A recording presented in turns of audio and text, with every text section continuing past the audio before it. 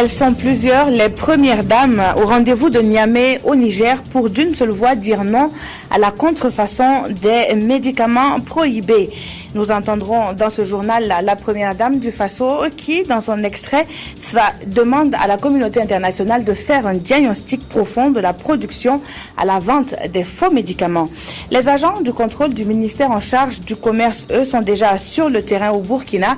Une descente dans les rues de Fadam Gourma a permis de saisir plus de 1000 litres de carburant vendus de façon illicite.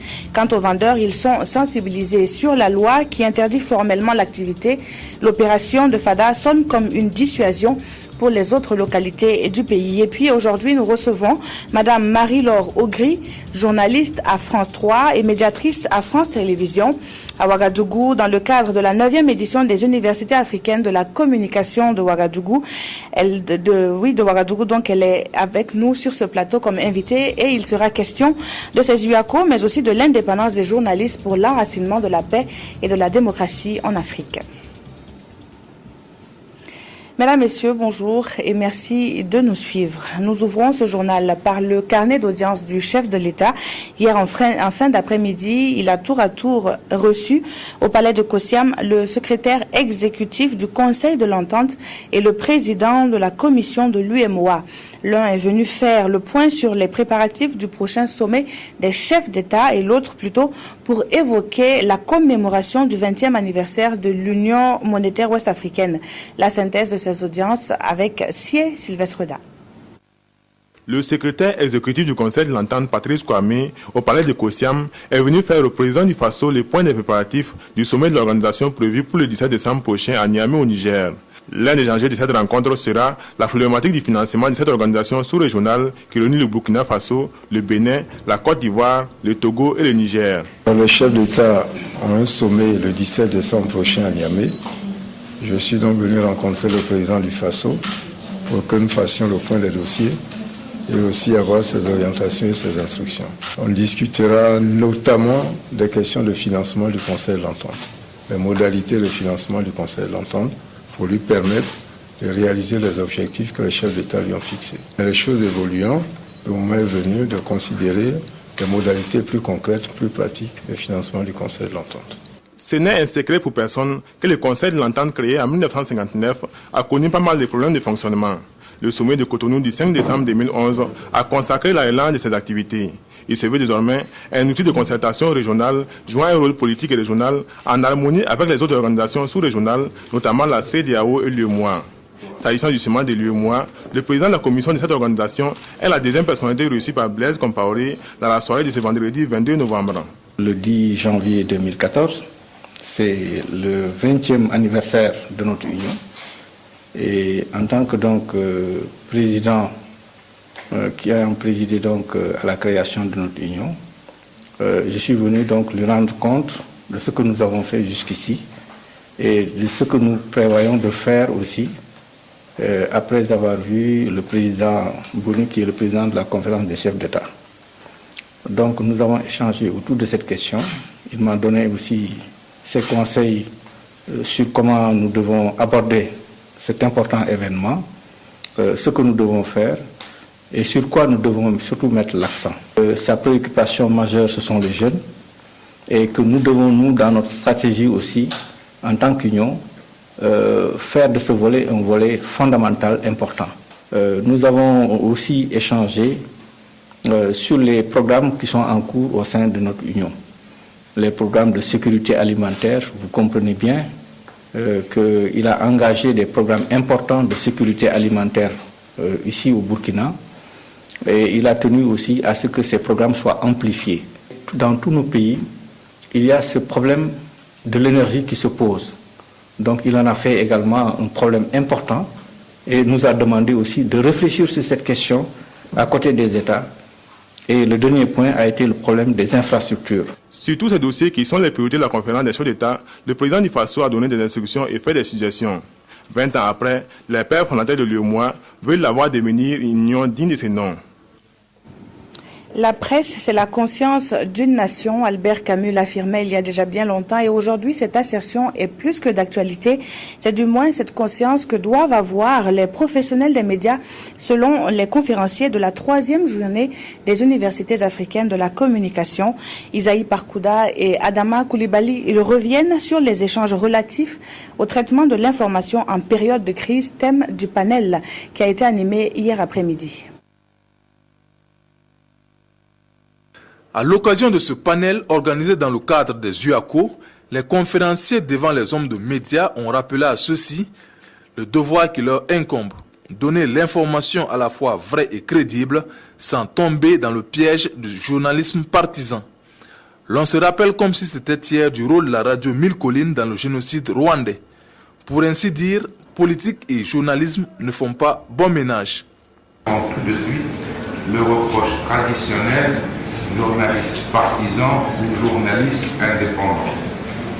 Là aussi, dont il est vrai que finalement la notion de journaliste partisan paraît beaucoup moins dangereuse que les différents moyens insidieux d'influence qui commencent à se développer ces dernières années. Au moins, lorsque la prise de position partisane s'exprime clairement, elle annonce la couleur et elle ne trompe pas en définitive le lecteur ou le téléspectateur. Notre métier exige une extrême rigueur. Il n'y a pas de journaliste citoyen. Ça n'existe pas. Soyons clairs. Et journaliste, c'est un métier. Le journaliste, le citoyen utilise, et c'est utile, et c'est même un bonheur, tous les réseaux sociaux. Ça facilite la communication entre les hommes, mais ce n'est pas du journalisme. Dans ce nouveau paysage médiatique caractérisé par les réseaux sociaux où tout le monde se croit journaliste, le journaliste professionnel doit toujours se démarquer. Le respect des règles d'éthique et de déontologie, la présomption d'innocence et le respect de la vie privée doivent toujours guider sa plume. C'est en obéissant à ces règles que le journaliste peut consolider le contrat de confiance avec le public. Je vous le disais en titre, Madame Marie-Laure Augry est l'invitée de ce journal. Bonjour Madame. Bonjour, merci de m'accueillir. Merci à vous d'être présente ici sur ce plateau. Vous êtes donc à Ouagadougou dans le cadre de cette 9e édition des UACO. Quelle est votre appréciation quant au déroulement de ces universités-là ?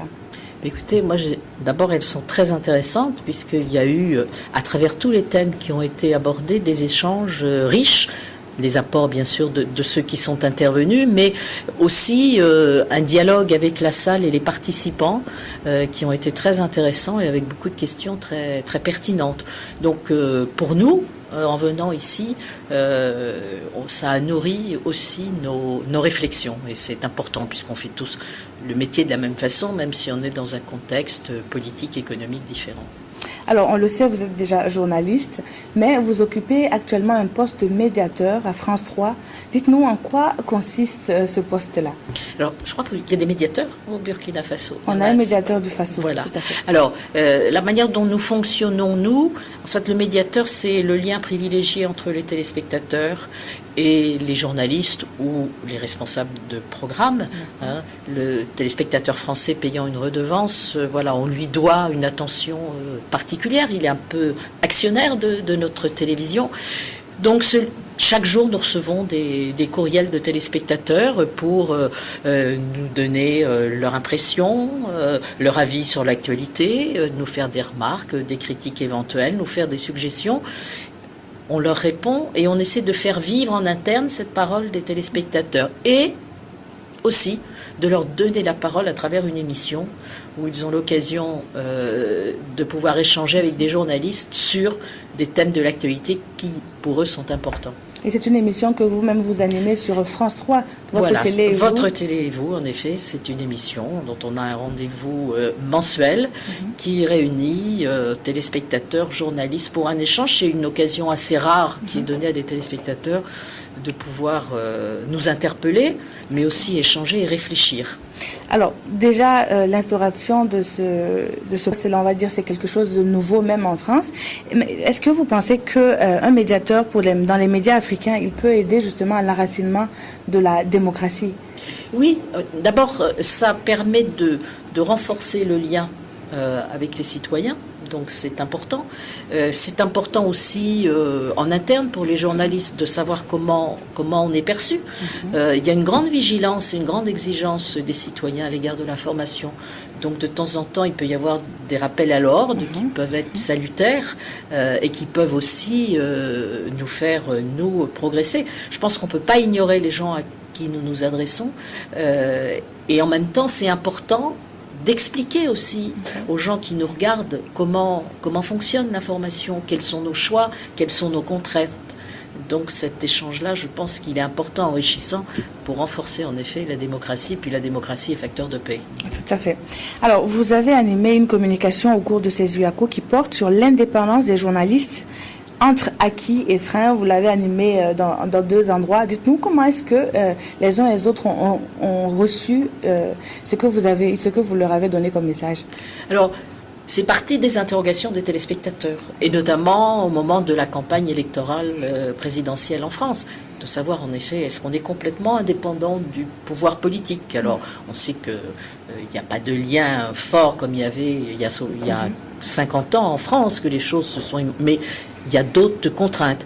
Et ça a été un échange très riche et très enrichissant. On a montré un extrait de l'émission parce que c'était plus simple pour faire comprendre un peu toute la problématique telle qu'elle était posée. Et oui, beaucoup d'interrogations sur comment on peut renforcer, acquérir cette indépendance. Est-ce qu'on est complètement indépendant du pouvoir? Toutes ces questions-là ont été abordées dans les échanges, à la fois en témoignage des journalistes présents et puis aussi en échange avec nos réflexions propres. Alors moi, j'aimerais bien que vous insistiez peut-être sur 2 ou 3 freins justement des journalistes par rapport à cette indépendance-là, selon vous. Alors, les freins, bien sûr, il y a des freins qui peuvent nous lier au pouvoir politique. Je veux dire, en France, à une époque, le conducteur du journal était envoyé au ministère de l'Information. C'était quand même dans les années 60, les choses ont changé. Donc, il y a ce frein politique qui peut exister à un moment et dont on se départit. Le poids le plus important aujourd'hui, je pense que c'est le poids économique. C'est à la fois les contraintes économiques, la presse traverse une crise économique grave en France, mais c'est pas facile ici non plus. Donc la pression de l'argent, le manque de moyens, bien sûr, ça peut être aussi des freins à l'indépendance. Mais l'indépendance, elle se conquiert. Voilà, donc c'est aussi un travail des journalistes. Il faut être aussi indépendant dans sa tête. Et puis il faut la conquérir de manière collective à travers la vie d'une rédaction et à travers aussi des moyens qui peuvent être donnés. Bon, on parle d'une charte de la déontologie, ça a été annoncé en clôture. Voilà, tous ces éléments-là qui permettent de garantir la déontologie du journaliste et aussi sa protection à un moment ou l'autre. Alors, lors du lancement de ces UACO-là, il a été fait question d'une accusation sur les médias transnationaux, les médias internationaux qui noirciraient un peu l'image de l'Afrique dans leurs écrits ou leurs commentaires.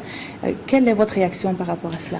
Alors, très franchement, je pense que particulièrement en France, même si je veux dire, il y a une affection pour le continent africain, mais c'est vrai que dans les journaux télévisés, par exemple, on parle peu et assez peu de l'Afrique. On a fait d'ailleurs une émission là-dessus, nous, parce qu'on avait été interpellés par les téléspectateurs. Et il est vrai qu'en général, quand on en parle, c'est plus dans des situations qui sont des situations de conflit, qui malheureusement existent. Quand on envoie des équipes de reportage, c'est en général plus dans des situations de conflit. Donc c'est vrai que là-dessus, on a beaucoup de progrès à faire. En même temps, il y a des magazines ou des documentaires, et il y a eu toute une série de documentaires sur France 5 sur l'Afrique, qui ont été des documentaires extrêmement intéressants, qui ont donné une autre image de l'Afrique et qui ont été très suivis par les téléspectateurs. Et on va dire justement que votre rôle de médiateur est assez prédominant justement pour changer la donne. Donc donc de Voilà, l'image. mais d'ailleurs, on avait un peu interpellé la rédaction à ce moment-là sur ce regard porté, ou cette absence de regard, ce qui parfois n'est pas mieux. Merci beaucoup. Merci. Donc, je rappelle que notre invitée, Madame Marie-Laure Augry, est journaliste et puis elle est aussi médiateur à France 3 pour le compte de France Télévisions. Merci encore pour votre disponibilité. Merci beaucoup. Dans la suite de ce journal, et je vous le disais en titre, nous ne prenons pas la direction de Niamey au Niger parce que justement l'équipe est en train de revenir sur Ouagadougou. Mais sachez que la première dame, Madame Chantal Compaoré, y était en marge du Festival international de la mode africaine FIMA pour assister à une conférence internationale sur les médicaments contrefaits et le marché illicite de médicaments, avec à ses côtés ses pairs comme Chantal Compaoré, la première dame du Niger, a elle donné le ton en s'engageant fermement contre le phénomène. Et s'agissant de la première dame burkinabé, elle n'a pas manqué d'attirer l'attention de tous sur l'urgence de trouver des solutions efficaces donc pour lutter contre le réseau de faux médicaments en Afrique. Notre envoyée spéciale Marguerite Douagneau reviendra plus largement sur l'information dans nos prochaines éditions. Elles sont venues de tout le Burkina au nom de leur épanouissement certain. Près de 3000 femmes prennent part à Ouagadougou à une rencontre initiée par leur ministère de tutelle. Le département en charge de la promotion du genre veut ainsi recueillir les préoccupations que connaissent les femmes burkinabais dans l'exercice de leur métier. Le tout, c'est de mieux cibler les interventions du ministère pour plus d'efficacité. C'est Sylvestre Da. Elles sont environ 3000 femmes de tous les horizons du Burkina, des différentes catégories sociales et secteurs d'activité qui ont fait le déplacement de Ouagadougou pour participer à cette rencontre de concertation avec le ministère de la promotion de la femme et du genre. L'organisation de cette rencontre répond au souci du département de Nestorine Sangaré d'avoir une plus grande connaissance des difficultés auxquelles ces femmes sont confrontées dans l'exercice de leur métier. Au cours des 2 jours de travaux, elles vont ensemble diagnostiquer les problèmes, proposer des solutions, partager des expériences et dégager des axes d'intervention pour les ministères dans la perspective d'actions futures. On a invité les restauratrices, les tisseuses, les femmes enseignantes à l'université, les étudiantes aussi. Elles vont se rendre compte qu'elles ont les mêmes problèmes et qu'il y a peut-être quelque chose à faire pour pouvoir en tout cas résoudre les difficultés les plus communes. Nous avons notre responsabilité de promouvoir l'accès des femmes à l'emploi et c'est ce que nous voulons donc encourager. Promouvoir également l'autonomisation économique. C'est l'OMD 3. Et l'OMD 3 est en retard au Burkina Faso. Il prône la promotion de l'égalité entre les sexes et l'autonomisation économique des femmes. Et d'ici 2015, il est clair que nous n'allons pas atteindre cette OMD-là. Et le gouvernement a donné instruction de travailler à accélérer l'atteinte des OMD qui sont le plus en retard. Et c'est ce que nous faisons donc à travers cet atelier. Cette rencontre est aussi l'occasion pour les femmes de nouer des alliances entre les différents secteurs d'activité afin de créer un groupe unifié et solidaire sous la bannière du ministère pour des actions fortes dans l'avenir. L'ambition étant d'éviter que les femmes ne soient marginalisées dans les politiques et programmes prioritaires. Le ministère de la promotion de la femme et du genre entend pérenniser l'organisation de cette rencontre de concertation qui se veut un cadre fédérateur régulier d'échange entre les femmes du Burkina en plus du 8 mars et du Forum national des femmes. Pour que l'hygiène et l'assainissement soient les pratiques les mieux partagées, le concours des femmes est très souvent sollicité dans la région du Nord. À l'instar des autres pays, la journée mondiale des toilettes a été commémorée et c'est à Saï que les autorités se sont retrouvées. Le choix de la localité n'est pas fortuit puisque des latrines y ont été érigées. Le reportage à Ouéguia de Christophe Ilboudo. Créée en 2001 et reconnue par l'Organisation des Nations Unies en cette année 2013, la journée consacrée aux toilettes est célébrée ce 19 novembre au Burkina Faso dans la région du Nord. Cette commémoration est placée sous le thème « Faire des toilettes une priorité de santé publique ». Il traduit l'utilité des latrines dans les familles. Pour l'occasion, le ministre en charge de l'eau en compagnie du gouverneur de la région du Nord ont visité des latrines dans le village de Saï à quelques kilomètres de Ouéguia. Chaque ménage doit construire une latrine. Construire, c'est une chose. Une deuxième chose, c'est utiliser cette latrine-là et l'utiliser à bon escient. Et c'est en cela que la santé de la famille va s'améliorer. Et si la santé de la famille s'améliore, la santé du Burkina Faso va s'améliorer. L'amélioration des conditions sanitaires des populations passe par l'assainissement. Pourtant, leur accès à l'assainissement adéquat reste préoccupant, surtout en milieu rural où le taux d'accès est estimé à 3,1%. Je vous l'ai dit, en réalité, la question donc de l'hygiène, de l'assainissement doit être replacée dans un package d'activités ensemble. Et quand on parle de la promotion de la santé, on parle de tout ce qui concourt à la prévention. Vous avez l'hygiène, vous avez la nutrition, vous avez les questions d'assainissement, vous avez les questions d'information, de sensibilisation sur nos comportements, sur le tabac, la cigarette, tout ce qu'il y a et qui peut apporter la maladie dans le futur. Sur le plan national, la région du Nord est classée 12e en matière d'assainissement. Face à ce résultat, le gouverneur a fait un plaidoyer en faveur de sa région. Notre région est citée avant-dernière en la matière et ce n'est pas un honneur pour nous que nous soyons donc à la queue de cette lutte pour la construction des latrines, qui est un élément essentiel d'appréciation aussi, de développement. Le ministre de l'eau, des aménagements hydrauliques et de l'assainissement a exhorté les Burkinabés à faire de l'utilisation des latrines et du lavage des mains au savon des gestes simples qui préservent la santé, leur slogan. Et pendant ce temps, dans la région de l'Est, plus de 1000 litres de carburant ont été saisis chez des vendeurs illicites. Dans la ville de Fada, le constat est alarmant et les agents de contrôle du ministère en charge du commerce en appellent au strict respect de la loi. Les autres villes du pays ne sont pas en reste, mais à Fada Ngourma, l'on a voulu marquer le coup. Adama Koulibaly. Vendredi 22 novembre, il est 10h au groupement départemental de la gendarmerie de Fada. Séance de briefing entre les hommes du lieutenant Dendane et l'équipe de contrôle du ministère de l'Industrie, du Commerce et de l'Artisanat. En ligne de mire, une opération de saisie de carburant illégalement revendu le long des artères de la ville de Fada. Nous sommes à la périphérie est de la ville. Derrière cette porte se trouverait du carburant. Mais après l'arrivée du maître des lieux, fausse alerte. Moi, je viens de commander, ça ne vaut même pas une semaine. Même une semaine, j'ai commandé ça, ça ne vaut pas une semaine. Regardez la terre. C'est la mensonge que les enfants. Mais on n'a rien à dire. Vous avez dit quelque chose là-bas. Quelques mètres plus loin, cette fois, la quête commence à être fructueuse. Une vingtaine de bidons, soit près de 600 litres, sont saisis dans l'étalage de Souleymane Savadogo. Il pratique cette activité depuis 4 ans. Ça ne veut pas dire que non. On ne sait pas que ce n'est pas interdit. C'est interdit. Mais forcément, on ne sait pas comment faire. Là où l'on va se débrouiller et puis manger, c'est pour cela que nous aussi on fait ça. Alertés par la présence de Pandore dans les environs, certains revendeurs ont sans doute eu le temps de prendre la poudre d'escampette, mais c'était sans compter sur la détermination de l'équipe de contrôle. Après des heures de traque dans quelques artères de la ville de Fada, la moisson s'avère bonne. 1316 litres de carburant saisis. C'est une saisie de vente donc là illicite de carburant.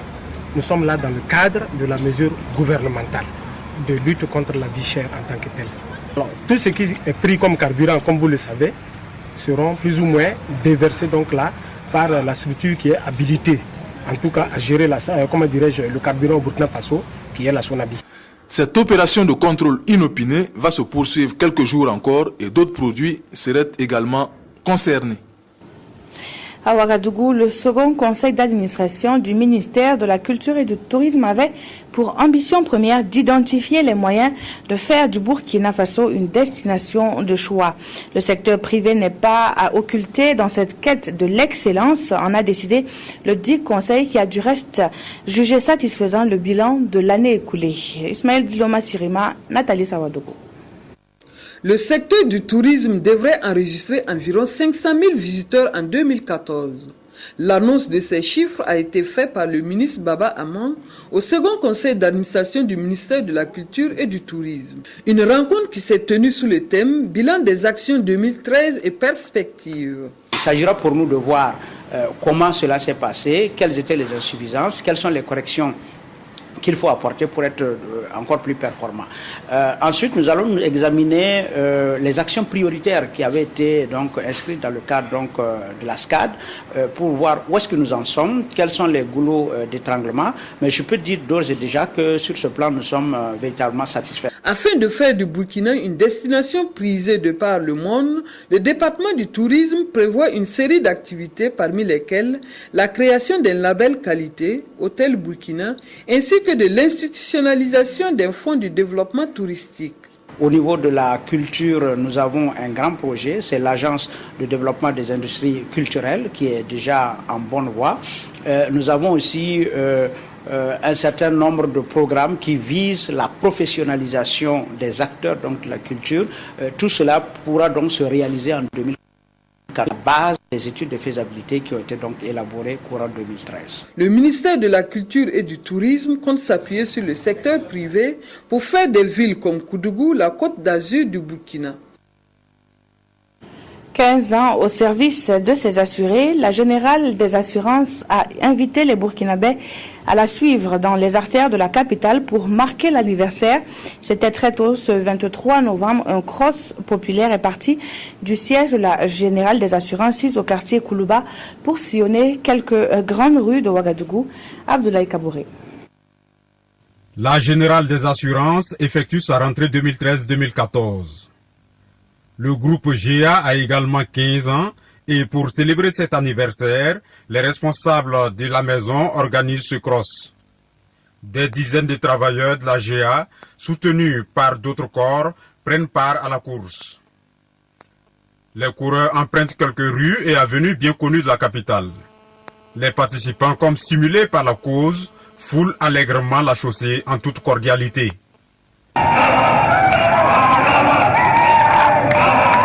Ils vont rejoindre le point de départ qui est le siège du groupe GA avant de se prêter à une séance d'aérobic.